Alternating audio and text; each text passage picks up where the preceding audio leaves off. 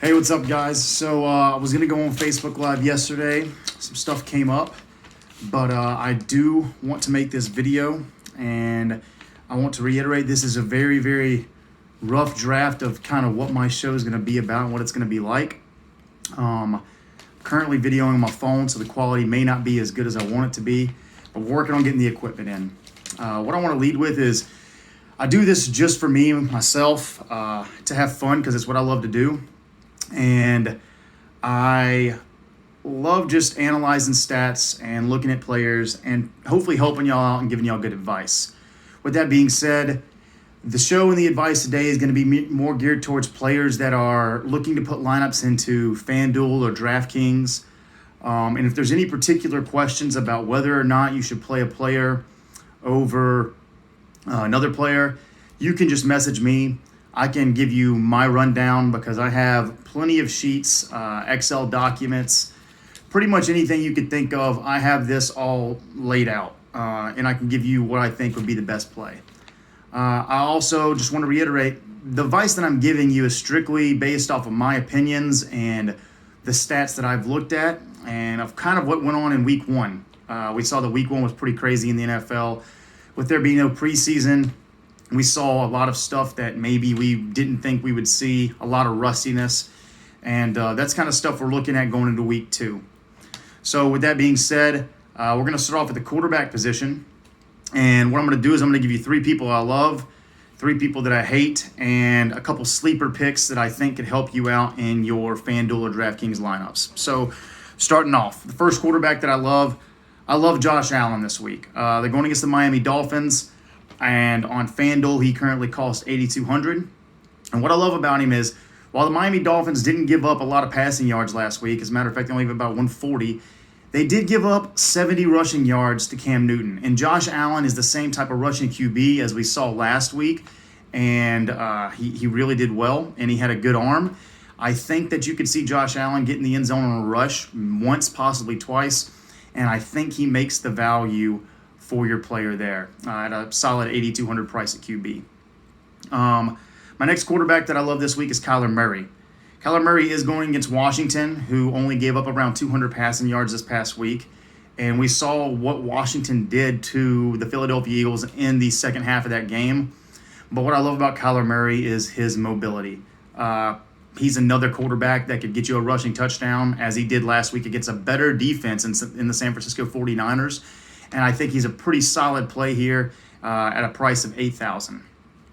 The last quarterback that I love is Dak Prescott. They're going against Atlanta this week, and Atlanta gave up almost 300 passing yards this past week. And I think Dak Prescott and the Cowboys are looking to get back on track after suffering a defeat to the Rams. And I think this is the game they do it. I think they're going to have a really good game against Atlanta, and I really like Dak Prescott at the price of $8,300 here. So now I'm going to go to the quarterbacks that I hate. I don't necessarily say I hate them in terms of playing them for regular fantasy leagues. This is purely based off what they cost on FanDuel and DraftKings and the return that I think you could possibly get, and also taking into account other positions and where I want to save money. So the first quarterback I do not like this week is Patrick Mahomes. He's $9,000, and two of his worst performances last year were when he was playing against the Chargers. So I think it's a tough matchup for him this week, and historically he hasn't been great against the Chargers, and he'll only get you, I'd guess, around 15 to 16 points this week. And for me, that's not enough value in return for the $9,000 price tag. The next quarterback is Russell Wilson. After having a huge game this past first week, he's going up against the Pats this week, who I think is going to be a tougher defense. But the big thing is for me is he's going to be very highly owned after having that big of a week. And I try to stay away from players if I'm playing in tournaments like that, just because I like to try to win. And I'm not going to win by choosing the same exact players. So at $8,100, I think Russell Wilson going against the Patriots is going to be a tough matchup. And I think we're going to see he's not going to put up what he put last week. The last quarterback that I do not like is Big Ben. Big Ben had a pretty solid game against the Giants. Really came out that second half, and the Steelers' offense got to clicking. But that Denver defense this weekend is going to be tough for them to go against, and I really think that Big Ben's progression is going to go down just a little. Like his points will probably go down just a little bit. And I'm not willing to spend $7,500 on Big Ben and put him in my lineup. Now, I got two sleeper quarterbacks here, and one of these quarterbacks is actually my favorite quarterback play of the week for the price that he's at. My first sleeper is Teddy Bridgewater. He's 6,900, and they're playing against Tampa Bay. They had a pretty good game last week against the Raiders, and I think that Teddy Bridgewater is getting a little bit used to his offense, and they're really shaking off the rust, and I think that he could come out and have a good game and at a very cheap price. But my favorite quarterback play this week, and someone that I would look at in a lot of my lineups, I am very much intrigued by Ryan Tannehill going against the Jacksonville Jaguars. Tannehill at 7,000. The Jags just gave up 300 yards to Phillip Rivers last week, and I just see Ryan Tannehill having a very good game and giving you possibly 20 to 25 points, and that is an outstanding return off a quarterback that cost only 7,000 on FanDuel. Next, we're going to move to the running backs. So at running back, the people that I love I love Jonathan Taylor this week after Marlon Mack getting injured. Jonathan Taylor is a measly $5,800 on FanDuel, and the Vikings gave up 158 rushing yards last week. The Vikings defense got torched like completely last week, so I like that play there for that cheap money. Then my second player that I love is Alvin Kamara. He's very expensive at 8,500. But they're going against the Raiders this week, and I just feel like that Alvin Kamara also, not just in the rushing game, but in the receiving game, is going to receive a lot of targets, especially with Mike Thomas down now. They're going to really rely heavily on that backfield, and I think you're going to see Kamara have a very good game this next week. The last running back that I love is Derrick Henry. Derrick Henry, he's playing the Jags. We saw what Marlon Mack was doing to the Jags, and we saw what Jonathan Taylor did to the Jags and Nyheim Hines in that backfield. And I think Derrick Henry, just a brute of a runner, is going to have a great game against them. And I honestly think you could see him maybe eclipse the 25-point mark. The running backs that I hate this week. I'm going to start off with Christian McCaffrey. He's $10,500 on FanDuel. And Tampa Bay is one of the only teams last year to hold McCaffrey. And by hold McCaffrey, I mean he didn't put up a gajillion points. So I don't like paying that much for McCaffrey here. I don't think he's going to have an awful game. I just don't want to pay that much money for Christian McCaffrey when I need to fill other spots in my lineup. Another running back I don't like this week is Edwards-Helaire. The Chiefs are playing the Chargers. The Chargers have a pretty good D. Edwards-Helaire is 8,000, and after his first game as a rookie, had a great performance against the Texans, but I think we need to look at the fact that he's also going to be highly owned. A lot of people are going to be looking at him now, and I'm not willing to pay $8,000 for a rookie running back that's only had one game, and the Chargers have a pretty decent defense. The next running back that I'm not going to touch this week probably is Saquon Barkley. $9,000 on FanDuel. They're going against Chicago. I don't think Barkley's going to have a bad game. I just think personally the price is a little too high when I see other running backs like the ones I mentioned earlier that cost less that could get the job done and get the same amount of points. And that's kind of what you're looking at. The two running backs that are my sleepers, and these two picks are really intriguing and are boom or bust. One of them is Mark Ingram. Now, a lot of people saw Mark Ingram last week, and he got 10 touches while Dobbins got 7, and I think the third string running back had 3. So people are kind of alarmed by that fact because J.K. Dobbins is a rookie getting 7, and Mark Ingram got 10 touches. Me personally, this week, they're going against Houston. Houston has given up 18 rushing touchdowns, I think, since the start of last year. I like Mark Ingram here to get a touchdown. He's at 6,200 on FanDuel, and I think that is an outstanding price for a touchdown upside if you're looking to save at the running back position or have a flex option. My second sleeper is Kareem Hunt. So he's 5,800. Nick Chubb costs way more. But look at last week's performance. Kareem Hunt had 3 more rushing attempts and was more heavily involved in the receiving game. And I like Kareem Hunt to get in the end zone tonight against the Cincinnati Bengals, whose defense got torched last week. And I think that for his price at 5,800, we have a lot of upside.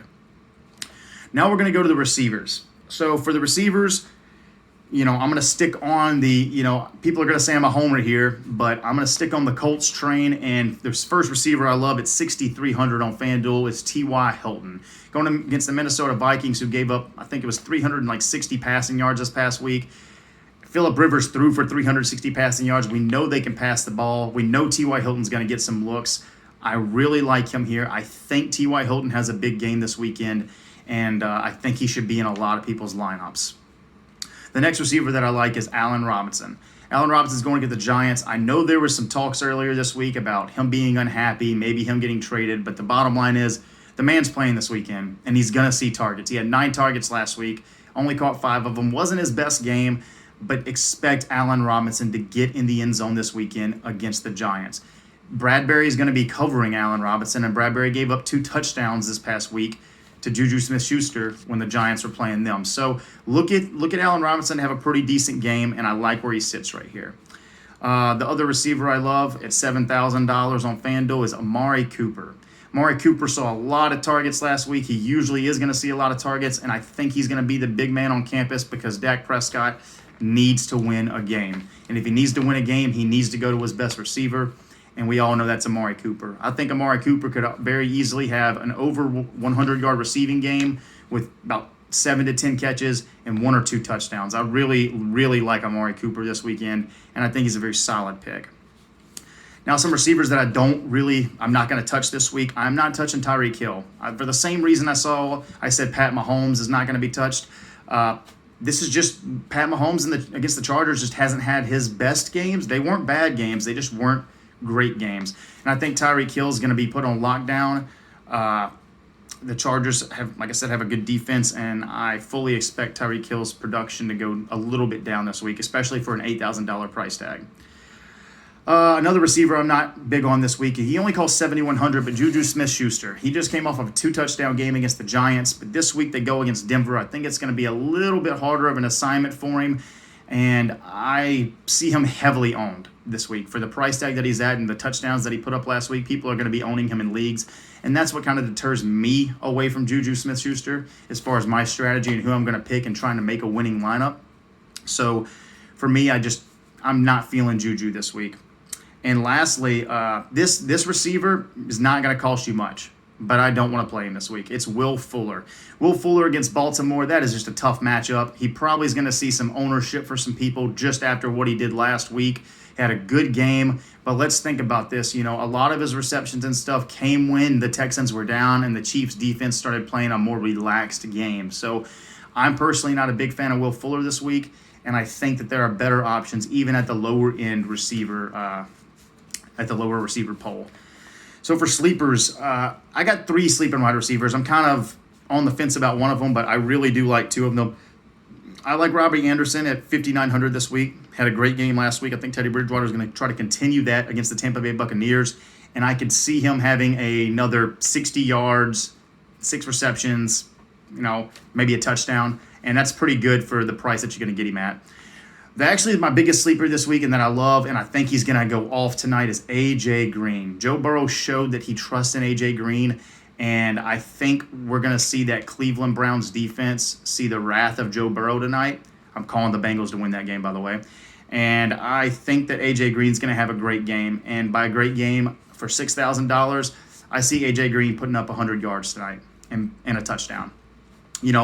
That's just how I'm feeling on that. And then the last sleeper. This one's kind of up in the air, but I like John Brown this week. I love Josh Allen, and I think John Brown can get open against the Miami Dolphins. Statistically, this is not Brown's best matchup, but I think there is room for him to improve, and I think that this week he could see himself break a big touchdown. That's just, like I said, these are sleeper picks that if you really need someone at the flex position that costs just a little bit of money so you can get other positions in your lineup to look better for you and it looks more appealing, then that's something you should go for. Now I want to move on to the tight ends. I only did 2 for each of these because, tight ends are really hard to judge. But 2 tight ends that I love this week. I love Evan Ingram against Chicago. Evan Ingram did not have his best game last week. He had a lot of drops. I think he had 7 targets and only 2 catches, but 7 targets. And he's going against Chicago this week, and I think that he's going to see a lot more. He's going to see some of that volume, and I think he's going to have a really, really, really good game as far as tight ends go. The other tight end that I like is Hunter Henry. Hunter Henry against the Chiefs this week. I know everyone's worried about Tyrod Taylor being the QB. Their passing was abysmal last week, but I think that we're going to see the Chargers not win this game, but I think they're probably going to be down and they're going to need to throw the ball. And Hunter Henry's going to be a target that's going to be sitting there in the middle of the field, and that's who they're going to really go to. So I really like Hunter Henry as far as a tight end option at 6,100. The tight ends that I hate this week, I cannot reiterate this enough. I'm just kind of steering clear of the Chiefs this weekend. And Travis Kelce, I'm not touching him. He's 7,800. He's the highest tight end on FanDuel. He's probably going to be heavily owned. I don't like him against the Chargers this week. I don't like the Chiefs' fantasy matchups as far as what other players are out there. I don't like their matchups. So I'm going to steer clear of Travis Kelce this week, just strictly for the reasons that I stated earlier. My second tight end that I don't like, and he's at 6,300, is Zach Ertz. We saw what Dallas Goedert did last week, and I think we're going to see some more of that, like where you're going to have these split tight ends in, and it seems like Wentz really likes Dallas. And Zach Ertz is a great tight end, but I'm just going to steer clear of Zach Ertz this week, and I would not play him. My two sleeper tight ends. I like Jonnu Smith from the Tennessee Titans against the Jags this week. We saw, like I said, Phillip Rivers threw for like 360 or something yards, 350 yards against the Jags, 330, I can't really remember. But Jonnu Smith is a receiving tight end. He's going to come in the game, and I think he's destined for probably a touchdown. I called it last week. He was cheap last week, and he got 13, 14 points, which is good for someone at that price. I mean, you're getting 3 to 4 times your money value right there, and I think he's a good option to look at. The second tight end I'm looking at is Mike Gesicki from the Miami Dolphins. He's at 5,200. He is listed as the second tight end on that team, but he played 31 offensive snaps on pass play, or 31 offensive snaps on pass plays, I'm pretty sure. But while all the other tight ends were hardly ever on the field for the pass plays. So I think that he's a very good low-end option if you're looking to save money at the tight end. But if I'm going for a sleeper pick at the tight end at 4,900, I like Jonnu Smith. So lastly, I'm going to talk about our defenses. I'm going to go with FanDuel on this. The top two defenses for price this week are the Niners and the Bills. I love both of those. The Niners play the Jets. I love that matchup. And the Bills play in Miami. I like that for possibly a couple turnovers. Those are just two defenses that I probably won't pass up. They'll be heavily played for me. The two defenses that I don't like and that are kind of high priced, I'm not big on the Pats this week. I know I said I didn't like Russell Wilson as a QB to buy, but that doesn't mean Russell Wilson can't have a good game. And I think Russell Wilson and the Seahawks, we all know that they're a much better team offensively than the Miami Dolphins are. And I think the Pats will definitely struggle a little bit more on the defensive side of things against the Seahawks. And I'm not paying $4,600 to watch Russell Wilson possibly have a chance to demolish them. So I don't like the Pats defense here. Another defense I don't like this week at 4,400 is the New Orleans Saints. I know they're playing the Raiders, and that matchup may look halfway decent on paper, but look at what the Raiders did last week against the Panthers, which the Panthers definitely don't have a great defense this year. But I do like the fact that, the Saints defense didn't play fantastic. They got some picks last week, and they got that pick 6 from Tom Brady. But let's say they don't get that pick 6 this week, and maybe the conservative play from the Raiders and they try to run the ball a lot more. Maybe there's no turnovers for them that game. I just don't like paying $4,400 for the Saints when I have two defenses that are barely priced higher that I know for sure are going to score probably above 7 to 6 points, which is a great score in my opinion, for the defense for a week. The sleeper defenses this week, I think the Arizona Cardinals against Washington. One reason why, they're 3,600. And then you have Dwayne Haskins Jr. at QB. That could be turnover city. I know that typically Arizona doesn't do well against tight ends and, some of the passing offenses in the league. But I think that we could see the Arizona Cardinals maybe squeak by with a couple turnovers and maybe even a special teams or, interception for a touchdown. And that's why they're kind of appealing if you need a cheaper defense. And then the other defense I like is, surprisingly, you're probably going to be like, well, why? I like the Seahawks at 3,800. I know they're playing New England, but let's look at what New England did last week. Cam Newton only passed for 140 yards, and he rushed for 70. And I think that the Seattle Seahawks will have a game plan for Cam Newton, and I think we're going to need to see Cam Newton air the ball out more, and that's what I'm excited to see, because I think then turnovers may become a factor for the New England Patriots. But at 3,800, they're a decent sleeper defense, and if you need to save a little bit of money, I wouldn't not be shy to play that defense. So as far as positions by positions go, that is a wrap on what I think should be played this week. If you have any questions or just certain particulars that you want to ask me about, be more than happy to. I've been receiving an abundance of messages on Facebook, and I've tried my best to answer them as quickly as possible. This is just the start for me. Like I said, I'm working on getting all the equipment right now with, COVID going on and stuff like that. It's been tough to get stuff shipped in, but we're working on it. And like I said, any questions, you can hit me up on Facebook and we can talk about it. Like I said, I enjoy doing this. This is just for fun. I'm not charging anybody anything. This is solely for something that I like to do. Want to reiterate again, though, these are my opinions. Not every pick I make is going to work out, of course, but I do hope that you enjoy the advice I gave today, and I can't wait to keep giving it to y'all in the future. Good luck to your fantasy teams in week 2 and to your FanDuel and DraftKings lineups. And as always, go Colts.